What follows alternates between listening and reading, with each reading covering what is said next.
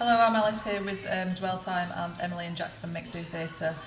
Dwell Time worked with Make Do Theatre on the launch of Issue 1, and we're really interested to hear about their practices and how they affect mental health, and also what they think could be done in the arts sector to improve mental health. So firstly, could you introduce yourselves, your own practices, and what Make Do Theatre is, please? Okay, so my name's Emily Brown. I'm the director of Make Do Theatre, which is a physical theatre company based in Huddersfield. At the moment we've got a show called Little Change, which explores the lives of homeless people in Huddersfield and West Yorkshire, but generally as a theatre company we have a goal which is to make positive social and cultural change. And I'm Jack. Should I say my full name? Yeah. Yeah, okay, well I'm Jack Bowler, and I'm a ensemble member and I've been a part of Make Do since its infancy, and I've worked closely with Emily for the best part of 5 years, and again, just to sort of reiterate that, I've been a part of the devising process and the performing process of the show Little Change, as it's currently now being reworked for future shows coming, well, in the future. This winter. Cheeky little plug. Yeah. Love a good plug. I think just to go straight in talking about the show, I think what's the interesting aspect of our show is that because it's a verbatim piece, so we have gone out and spoken to people and the homeless community and the organisations relating to homelessness, and to find out real life stories about these people and finding out what we can do to help. And I think that also then transpires into and transfers onto the mental health aspect of the people that we speak to, and as us as performers, the idea of giving a platform for these people that never necessarily have this available to put their words across, and that obviously can wear quite heavy on us as performers and as creative devisers. So in terms of the mental health aspect of that, it's a very heavy subject to look at, which is constantly changing as well. I think as we record today, we shared a post about how in London 18% homelessness has risen by 18% in the last calendar year, and just little facts like that are coming out are important to us as a company. Yeah, and also quite depressing, I guess. Yeah, so as a result of affecting your mental health, and it's about trying to channel that into something creative can be a very difficult process, especially when you're dealing with people's real words in their lives, really, and their livelihoods. Yeah. So, how do you think? What things would help improve mental well-being in arts practitioners, and specifically for you? Do you have any tips or tricks that you employ within your practices to safeguard your own mental health when you're dealing with these quite difficult issues? That's an interesting question, because I guess that we've found that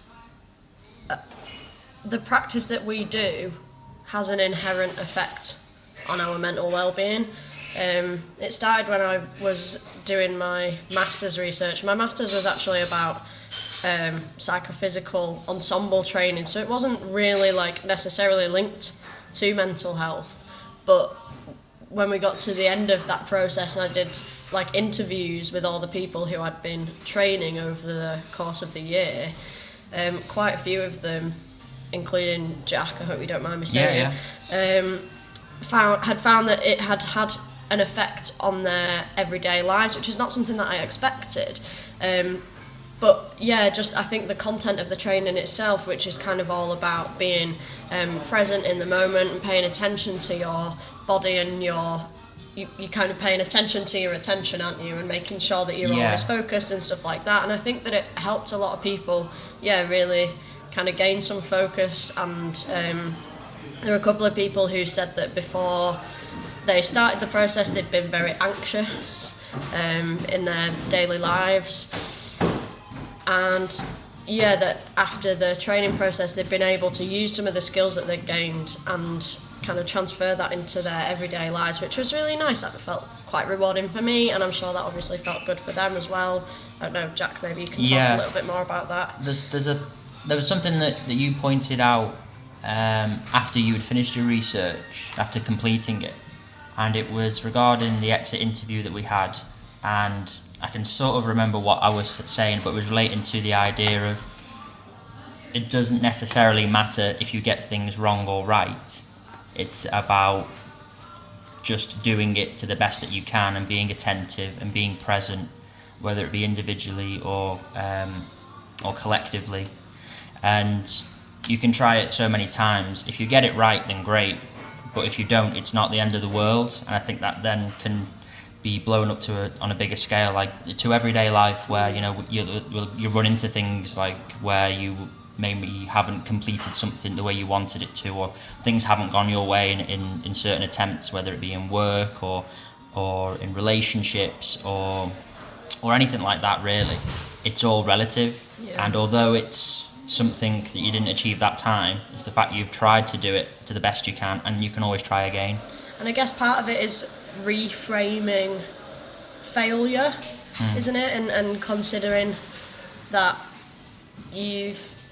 there's a lot of different ways that you can look at a goal that you've not met, and one of those is failure, but one of them is a chance to do it better again next time, a chance to reflect on how you've done it, that you don't have to see it as a failure. And I think that was quite important in our process, wasn't it, around like there's no right or wrong way of doing something, which is quite liberating.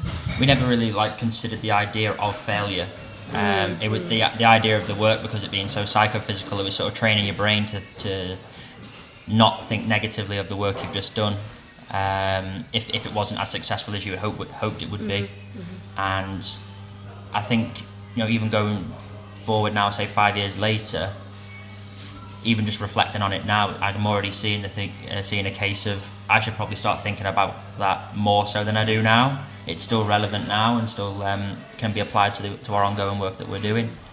And with the nature of being a physical theatre company, where we're doing a lot of choreography, a lot of lifting, and a lot of intricate movements, and there's going to be times where we're not going to get it right, and I know I'm guilty of beating myself up about it, and maybe I just need to go back and rethink about something that I've maybe not really given proper thought to 5 years ago.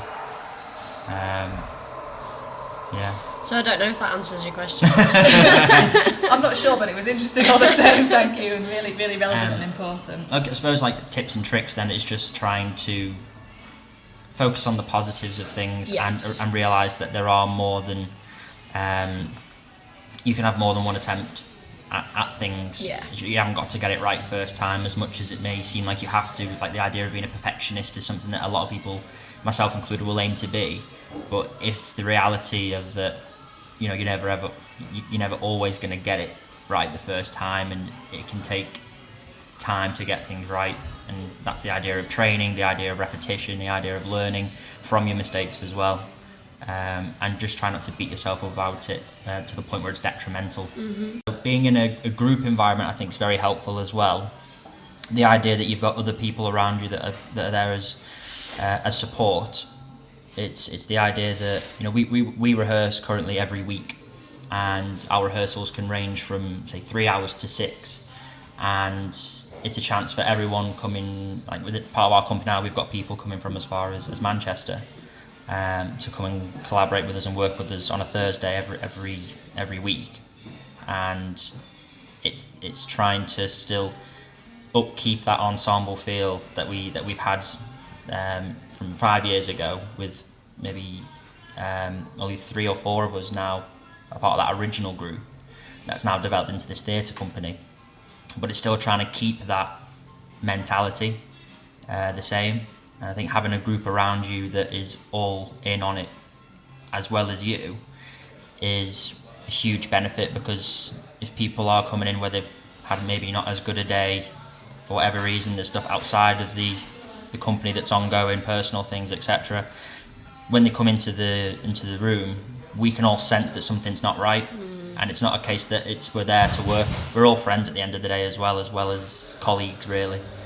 And it's about having that collaborative feel as a group, and that if we're only as, like, one of the things that I like to say, like, we're only as strong as sort of our weakest, and that could be a very, like, sort of black and white way of looking at it, but I think the benefit of that then is if someone's not doing as well or is not as 100% as everyone else, we can take some of that load, so we're all at an even level still, and trying to get everyone to an even playing field where everyone's as comfortable as they can be, as willing to work as they want.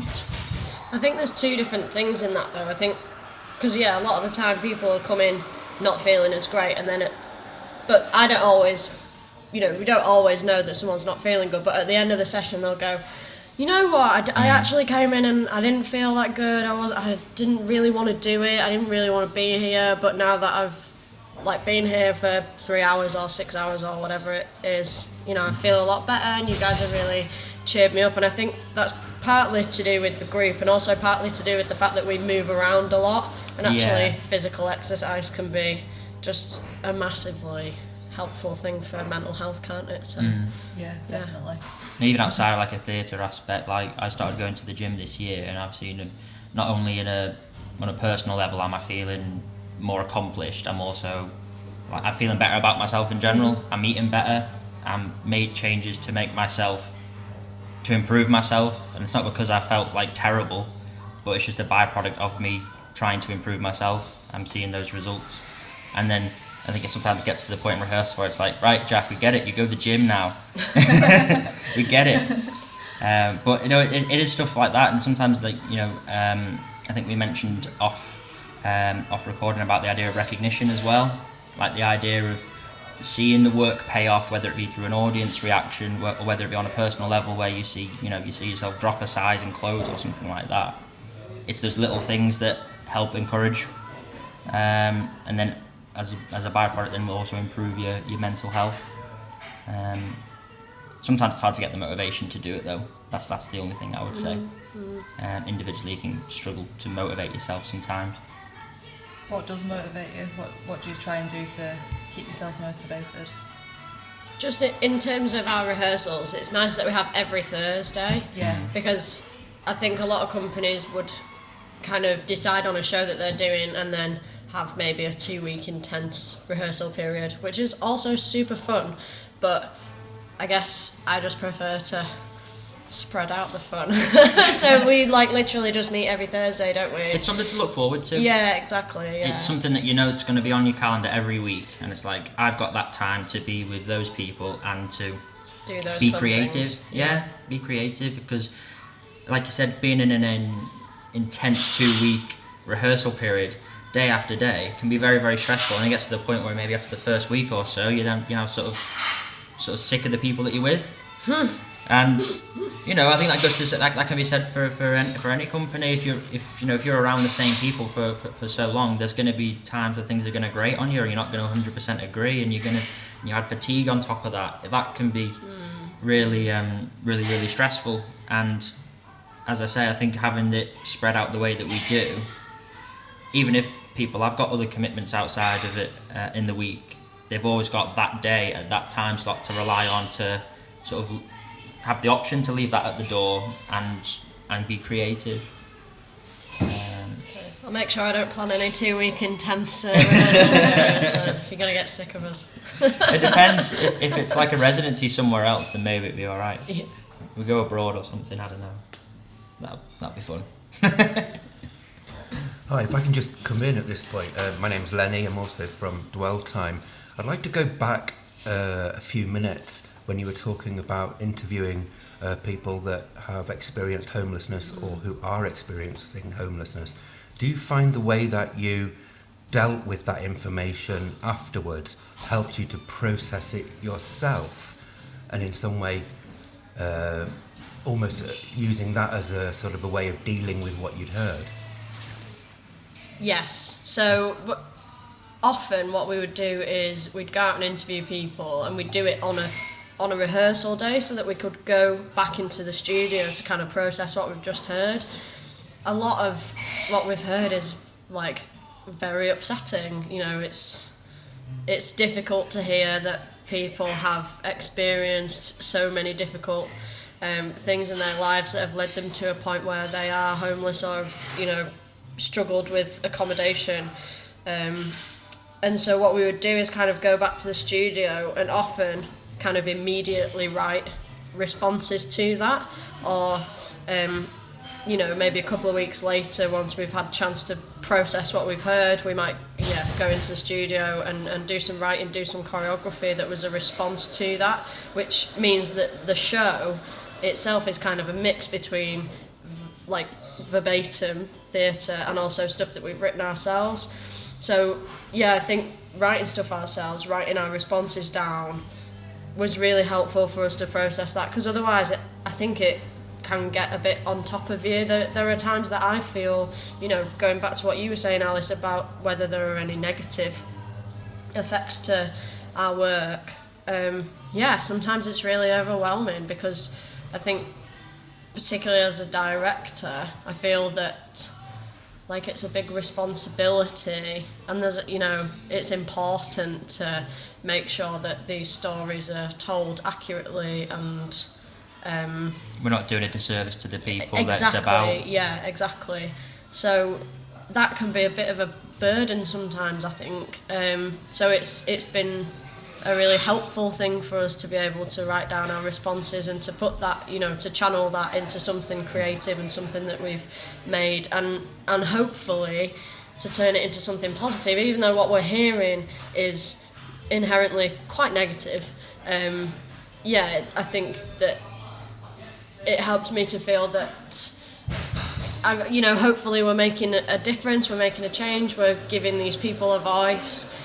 We're encouraging other people to make changes themselves as well. People come and watch the show. Mm-hmm. They can reflect on how they are as a societal member, and in comparison to people who are homeless and stuff like that. Yeah. It's I mean, the idea of the show being called Little Change is that we want to encourage people to make changes, whether big or small, and just how they're on their approach to this epidemic, really. Because a lot of people won't even turn a blind eye to someone that's in the street, and will turn a blind eye. Yeah. So going back to your question, I think that there are good things and bad things about doing what we're doing, but it's definitely helped us to be able to create an artistic response. I think it helps lift that weight a little bit, and it's very grounding stuff. It kind of does put you on a level of understanding when you hear it straight from the source, if you like. And I think another thing that we've done as well, because some of the interviews we've conducted were all recorded, so a case of actually typing them up, we're going back and replaying certain bits over and over again, so it really does sort of hammer it home the reality. It becomes a bit of a grueling process, doesn't it? It does, and I think as well, because we're doing that, you know, in our rehearsal space as a group as well. Everyone will then take a little bit away from that and have their own take on it, and then it's then transitioning that and feeding that into a creative process as well, which, when you're dealing with such fragile and delicate subject matter, can be very challenging as a performer, as a director, but also on an individual mental health state as well. It's like, am I really ready to produce this type of work for something that is so fragile and delicate? You need to process it, like you said. We need to process it and get it down, written, or write a response to it, so we can approach it the way it needs to be approached. Well, we love your work, and because we love plugs as well. Would you like to tell us what you've got coming up? Anything Sure. that you're working on? Well, the first thing is that we're going to be running some workshops over the summer. Every year we run Make, Do, Collaborate, which is a series of workshops which culminates this year in a performance at this year it's going to be at the Huddersfield Food and Drink Festival, which is really exciting. And also one of our performers, Ashley Bedford, is going to be running a workshop on the 3rd of July over at IOU Theatre in Halifax. And then we're going to also start to do some research in the Manchester area, because what we'd really like to do is take versions of the show to different areas all over the country. So when we were doing the interview process, we noticed how a lot of the people were talking about local charities. You know, the Mission, for example, in Huddersfield got brought up a lot, and they're an amazing resource for people who are experiencing homelessness or any sort of housing crisis. And so what we've got to look to do is kind of make connections with the local on-the-ground charities in each area. So yeah, we'd like to start doing some research in Manchester. And then we're currently programming our tour for the Huddersfield version of Little Change, which will hopefully be in the theatres this winter. Very exciting. Yeah, so we'll keep you updated. Jack always tells me to plug our social media, so we're at Make Do Theatre on Facebook, Twitter and Instagram, so you can follow us and keep an eye out for performances and workshops. Brilliant. If I could plug something personal, Yep. will that be fine? I host a podcast called Don't Be a Stranger, available on all streaming platforms, Spotify, Apple, Google, etc. The idea of this podcast is to encourage people to talk more, and I sit down every episode with a friend of mine that I may have not seen for a number of years or months, etc., and just get to know them and see what they've been up to over that time since we last saw one another. But as I say, the idea of it is just trying to encourage people to communicate more. The fact that we live in a world that is so technology based, I feel like we've sort of lost what it is to communicate to one another, and that's a little venture that I'm involved with. But again, also then relates to a lot of stuff regarding mental health as well, the idea of not communicating openly with one another. So that's a little venture that I'm doing, but the main thing is Make Do Theatre. So Brilliant. Thank you so much. Thanks for having thank you us. very much. Thanks a lot. Cheers.